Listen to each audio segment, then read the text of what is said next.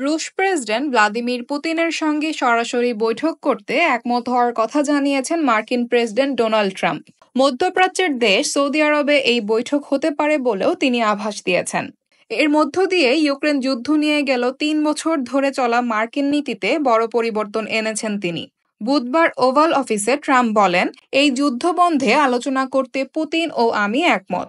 ১ ঘন্টারও বেশি সময় ধরে রুশ প্রেসিডেন্ট পুতিনের সঙ্গে তার আলোচনা হয়েছে বলে জানান তিনি। এরপর ইউক্রেনের প্রেসিডেন্ট ভলোদিমির জেলেনস্কির সঙ্গেও কথা হবে বলে জানান ট্রাম্প। কিন্তু রাশিয়ার সঙ্গে আলোচনায় ইউক্রেনও সমানভাবে অংশীদার হবে কিনা সে বিষয়ে তার কোনো প্রতিশ্রুতি নেই। ট্রাম্প বলেন, আমি মনে করি আমরা শান্তি অর্জনের পথে রয়েছি। আমি মনে করি প্রেসিডেন্ট পুতিন ও প্রেসিডেন্ট জেলেনস্কিও শান্তি চান।